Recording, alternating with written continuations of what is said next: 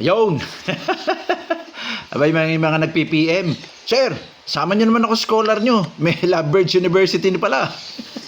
May color genetics department pa.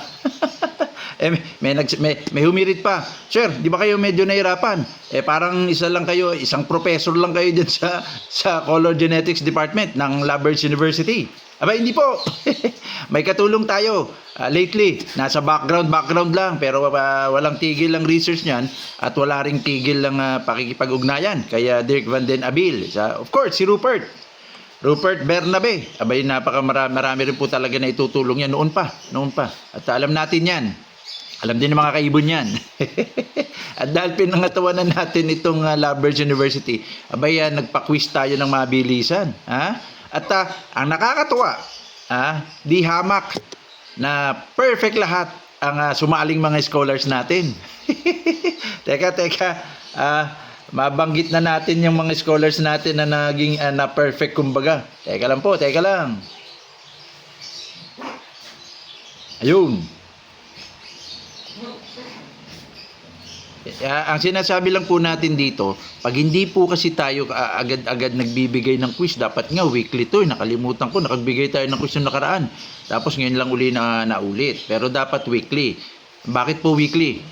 Kasi po, kaya hindi naman lahat siguro may oras. Pero yung mga bago pong supporter o follower, abay talaga ini-encourage ko pa ulit-ulit balikan nyo po lahat ng mga vlogs. From simula, medyo marami-rami na po yun. Pero, pag hindi nyo po kasi ginawa, yung mga susunod na vlog, tulad nito, yung mga susunod pa, medyo may kahirapan kayong makahabol. Kasi systematic po Step by step po talaga ang ating pagtuturo. Pagka na-miss out nyo yung mga unang 10 vlog, medyo mangangapa kayo. Kaya tuloy naman, sa mga PM, 80% po ng mga tanong, wala pong masama. Gustong-gusto ko, nag-PPM kayo, no? Pero napapadala, sumabot na tayo ng alam nyo yan, alas 12, alauna, sinasagot ko pa rin. Pero karamihan po ng mga sinasagot ko, ito po yung mga nasagot na nung mga nakaraang vlog. Na kung nabalikan nyo sana, yung mga tanong nyo ngayon, konting clarification na lang. Bakit po mahalaga yun? Kasi po, instead na medyo nakakain ng konti yung pagsagot-sagot ko sa PM, nare-research ko po sana yun. Ang dami pa namang pinadala ni Rupert, yung isa pang professor sa Lovebirds University, ng mga babasahin. Latest update pa naman yung karamihan kay Dirk. Hindi ko agad mabigyan pansin dahil nga medyo nauubos yung oras natin dahil ayaw naman nating hindi bigyang oras itong mga nag-PPM. Yun. Pero kung mababalikan nyo po lahat yan, swak po pareho dahil yung matutunan ko sa research dahil na free yung time ko, ibabalik ko rin po sa inyo yun as bagong kaalaman. Kaya magkakatulungan tayo. So sana po pakibalikan. Ito po nakakatuwa. Ito po yung mga sumali sa quiz ng mga scholars natin talaga namang parang nakakaengganyo lalong magbigay ng kaalaman. Si Elmini Avery, Maynard de Jesus Perfinian, abay puro ito talagang perfect na talagang scholar. Vayo Birds, Jonathan Beniegas Magalona, Ronaldo Tismo, Nelson Faustino Balagtas, ayun, James De Leon, Rick Lanting, Diego Morales, Rodel Custodio, Ail San, Rolly Villegas, Christopher Cruz, Ley Erha Gikeliana Chua, taga Ilocos Norte ito. Si Enzo Eber yata ito.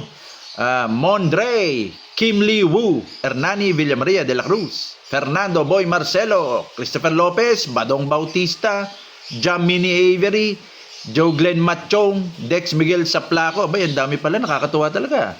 Junior Prin, Joe Marie Q. Ferrer, Emmanuel Acosta, Tom B. Sevane, Noel Dragon de los Reyes, Eric Sulmata, salute, Eric Sulmata. Macy's Birdhaven, The Chirpy Squad. Ito yung kay Ian Bernardino. Ang cute naman ng mga kids niya rito. Archie Alfonso Buwan. At Jonathan Vasquez. Ito yung sa unang quiz, no? Yung anong mga kulay ang ginagawa o pinuproduce ng cytosine at ng melanin. Dito naman tayo sa pangalawa. Anong pinipigilang palabasin ng blue mutation? Perfect din po itong mga ito. Aba? Si Enzo, sumagot uli. Nelson Faustino Balagtas, Mondre, Hernani Villamere, Kim Lee Wu, Joey Corpus, James De Leon, ayun. Diego Morales, Bro Nogi, ayun, Vayo Birds. Sino pa ba? Yung iba na ulit na lang, no? Pero perfect pa rin. Chris Alliceda, sitaw daw at kakanin. Mikel Agustin, ayun. Glenn Avery. Perfect na naman. Ronald Coronel. Sebaj Nolyab Pacobas. Okay. Ngayon, bakit po natin tinatanong? Anong kahalagahan? Ba't inuulit-ulit natin? Lalo na sa mga bago. Yung Cetaphil color pigment, ang may kagagawan sa yellow, red, orange at pink. So pag may nakita po kayong yellow, red, orange at pink, sa inyong ibon, isipin nyo kagad, Cetaphil pigment ang may gawa nito. Ulitin natin ha. Pag may nakita kayong yellow, red, orange at pink sa mga African lovebirds, pasok agad sa isip, yellow Cetaphil ang may kagagawa nito. Ngayon, ano naman ang kagagawa ng melanin? Melanin pigment. Pag may nakita kayong black, brown, at gray, pasok agad. Alam kagad na melanin color pigment ang may kagagawa nun. Bakit po ito mahalaga? Naku po. Napakalaga dahil medyo sumasabit-sabit. Titira muna tayo ng kape. Naku naman, sa amoy pa lang. Naku, sakto sa tapang, pero suwabe pa rin. This coffee is brought to you by a Japanese brand, Blendy Stick. Aba, ang sarap naman. Courtesy of Joey Atienza. Salamat po! Anyway, mabanggit na rin, top star sender po natin ngayon si Joey Atienza, no? Nag-send siya ng 200 stars nung nakaraan. At dun sa latest vlog natin, 300 stars naman. Andyan po si Ian Bernardino. Nung nakaraan din, 300 stars, 50 stars, Ria Yangson. May bago pasensya na. Talagang susulitin natin ito. Kasi sila po yung bumubuhay sa page natin at sa mga vlog natin. So, talaga namang gusto ko silang bigyan ng pagpapahalaga. So, pasensya na po kung medyo haba dahil dito. Dahil ako po matyagang nagre-research para sa inyo. At sila naman po yung nagbibigay sa atin ng lalong lakas. Suporta po ito sa page Abu Josh, 10 stars from Zamboanga. Ayun, si Ian Bernardino, 10 stars na naman ng Macy's Birdhaven and the Chirpy Squad. Erwin Asuncion, NBN, Nicolo Banyaga Nusilo. Tapos, alam ko, si Jamini Avery. May mga bago na gano'n si Jamini Avery at si Nelson Faustino Balagtas po. Pati sila Erwin Asuncion, nagbibigay po yan noon pa. Si Chris Maneja, ayan. At ang nababanggit nila, sir, dahan-dahan na po kami nakakatipid. At binabalik lang namin ng konti yung mga natipid namin para sa ibang scholars. Di ba ang ganda? Nakaka-touch dahil yung pinaghirapan natin, tumatagos na at binabalik na. Ayun! Ito pa yung mga iba pang mga star senders natin. Para din natin makalimutan, Jo Marie Q. Ferreriata. Parang 30 stars. Request. Ayun, may bago tayo. Si Eduardo Natividad. Kakasend lang ng 50 stars nung past 2 vlogs yata. Eduardo Natividad 50 stars. Salamat po. Goki Oliver, ayun. Bago to, nag-send din ng stars si Goki Oliver. At saka alam ko si Ike Jimenez yata yun, kung di ako nagkakamali. Pati na rin si John at si Torres. Abay, baka may nakalimutan tayo, no? Pero nakakatuwa. Salamat po sa mga star senders. Okay, balik tayo.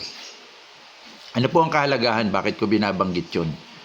Ulit-ulit, no? Parang siraulo lang. Totoo yun. Feeling ko nga medyo may topak na ng konti. Cetaphil pigment, red, yellow, orange at pink. Yan yung ginagawa niya. Melanin pigment, black, brown, gray.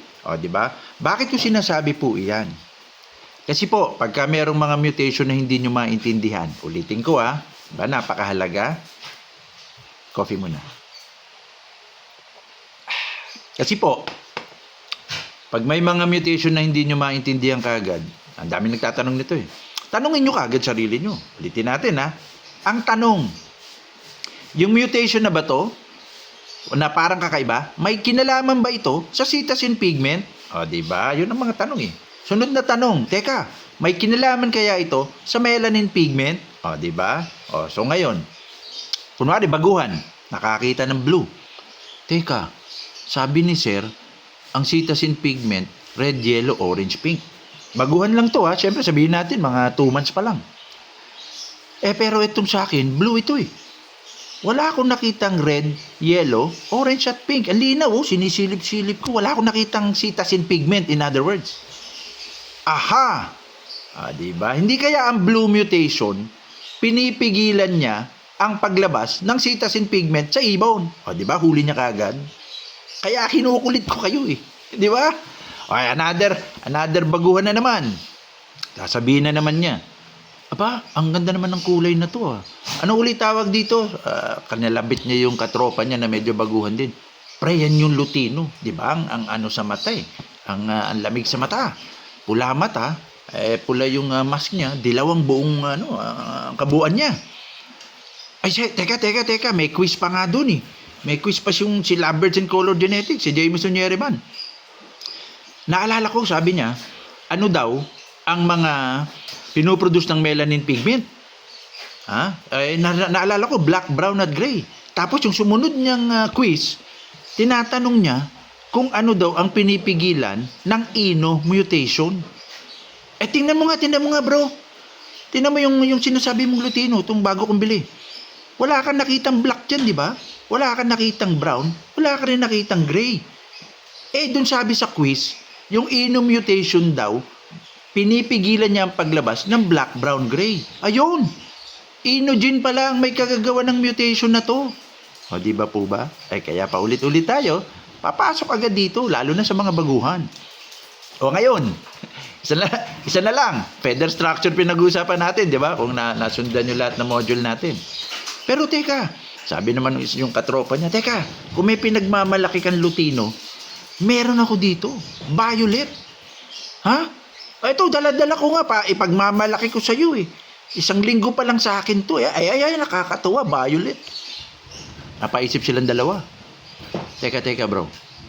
Sabi ni Lamberts and Color Genetics, sabi ni Sir Jameson, ang cetacean, red, yellow, orange, pink. Ang melanin, pigment, ang pinoproduce, black, brown, gray. Asan ang violet dito? Mukhang nakaligtaan niya to dahil bago nga, hindi niya nabalikan yung mga vlog natin. Ayun ang sinasabi ko. Yung kaalaman na ang spongy zone, pag nabalikan niyo po, talagang nakakatuwa, ang daming matututunan, bibilis ang utak. Ang spongy zone, ang may kagagawan sa violet. Illusion lang po yung violet. Dahil lang sa color optics yan pag tumama yung natural light. Okay? So, ngayon, gets nyo kagad, ang violet pala, walang kinalaman sa cetacean pigment, wala rin kinalaman sa melanin pigment, may tinatawag palang spongy zone. Di ba? Pasok agad. Yung feather structure, ang tatlo ang nagko-control. Ulitin natin Ang feather structure, tatlo ang nagko-control. Pero bago yan. meron lang ako natuwa talaga sa comment itong comment na to, ang sabi niya, sa ngayon, ayoko nang mawalan ng load dahil kay Prof. Ninong Jameson Yereman at Lamberts Color Genetics. Kasi baka mamaya, maiwan kasi ako sa mga turo niya. Mahirap na. Baka mabigyan ako ni Prof. Ninong ng 65 na grade. Nakakaya. Kaya kahit po ako'y nasa work at sobrang busy, ginagawa ko, sinishare ko mga post niya. Para pag uwi ko, binabalikan ko po yun. Pinag-aaralan ko. Ayun lang po. Maraming salamat, Ninong, Prof. Ng Color Genetic University. Ayan po, si CL Mini Aviary naman. Ayun, ayan ang kanyang mga hirit. Bye. Salamat, napakaganda nung sinabi mo Talagang dedicated scholar ka, CL Mini Aviary. Actually, ito pa yung anak niya, pinapa-shoutout niya, nakakatuwa rin naman Ayan di ba? Ayun. Kaya ako po ginagawa yan dahil inspirasyon po sa akin yun Minsan may mga nagko-comment po, ang daming sinabi, halos konti lang yung paliwanag, shoutout dito, shoutout do. Ayun, teka. May shoutout yata tayo rito. Sandali lang. Nakakaya naman talaga pag hindi na shoutout. MJD Mini Aviary, MJD Andy Ranara, Badgie Breeder from Albay. Si DV Aviary naman, gumagawa pala ng nest box sa Tansa, Cavite. Si Jai Ho, ng NAP SJ Mini Aviary from Bicol naman, Jai Ho yan. GMB Keepers from Mayapa, Calamba, Laguna. Yung iba natabunan na, pasensya na. Ayun, mabanggit ko lang, yung iba sinasabi, sir, umahaba na ng masyado yung kaka-shoutout nyo. Actually, kulang pa Ang dami kasing para lang po sa akin ang dami kasing dapat pasalamatan. tandaan nyo po, halos hindi po tayo kumikita rito. Ano po yung parang nagbibigay lakas loob sa akin? Yung mga feedback po na ganito. Marami pa nga akong di nababasa. Bala ko pong basahin lahat yun. So, pagtyagaan nyo na. Ito po yung nagbibigay sa akin araw-araw na magbablog uli ako, magbibigay ako ng kaalaman. Dahil nabasa ko itong mga feedback na to, nakakatuwa. So, tiyagain nyo na. So, ngayon, balik tayo sa tatlong, sa feather structure, tatlo, di ba? Alam naman natin yun. Cetacean pigment, melanin pigment, tsaka spongy zone. Yung kagad ang tanong. Pag may kakaibang lumabas sa aviary yung kulay, okay pag may kakaibang lumabas na kulay, uy, teka, ba talaga to? Kahit baguhan ako isang taon pa lang ako, ang dami ko nang tiningnan mga pictures, ilang beses na ako naka-aviary visit. Iba to iba, yung mga naituro ni Sir Jameson, parang iba talaga to. O di papasok agad sa isip niya. Ano ang nabago dito? May kinalaman ba itong kakaibang kulay sa cetacean pigment? May kinalaman ba itong yung kakaibang kulay na to sa melanin pigment? May kinalaman ba siya sa spongy zone? O di ba yun agad ang papasok na tanong. Pag tinanong nyo po yung tatlo na yan, kayo po mismo mag-a-analyze. Ba't magugulat kayo? Ay, nagets ko na. May kinalaman siya sa cetacean pigment. Bakit? Kasi tinanggal niya Walang lumabas na red, yellow, orange, pink. So kung ano man to, blue pala, blue na mutation. Kunwari lang, bago lang, no? Kung ano man to, ang nabago, yung pinigilan niya, yung mga cetacean. Hindi niya pinalabas. O, di ba? Yung kaalaman na yun, napaka-crucial yun, lalo na pag tumatagal na kayo sa pag-iibon. May mga veterano nga nag-PPM sa akin, sir. Sir, kahit medyo matagal na ako, sa totoo lang, ang dami ko nakukuha tip. Ngayon, parang lalong bumilis ang mata ko. Yun po yung sinasabi natin. Balikan nyo, magki-quiz tayo mayat maya sa Lovebirds University in Color Genetics Department. May isa pala akong tip.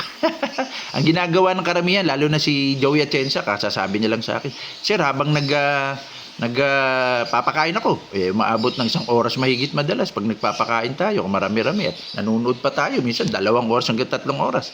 Nakasaksak yung niya, earphone niya, pinapakinggan niya, simula umpisa, yung pinakaunang vlog pa lang, inuulit-ulit niya po yun. Hanggang kadalasan, nagigets na kagad. Minsan nagkakaroon siya ng insight. Bigla-bigla na lang habang nagpapakain siya. Yun pala yun. Kasi 3 beses na niya napakinggan di ba? So yun po tip. Kung gusto niyo, yung iba pampatulog. Nasa tabi. Pinapatugtog yung natin, mga vlog natin. Pagising sa umaga, nagkakaroon ng napakinapanaginipang ko. Yung pala yun. So mga kaibon, tuloy-tuloy lang tayo. At pagtyagaan, kung medyo mahaba, dahil napakarami natin gusto natin pasalamatan, mag-clarify po kayo. Baka maya-maya lang. Meron na naman tayong panibagong insight dahil ang daming magagandang tanong. Salamat po! Hasta la vista!